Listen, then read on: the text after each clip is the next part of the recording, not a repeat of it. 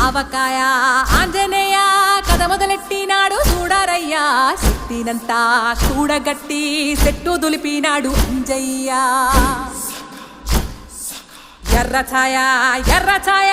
కోతి అవతార వెంటమాయ కత్తి సేత పట్టకుండా కాయ కోసినాడు కపిలయ్య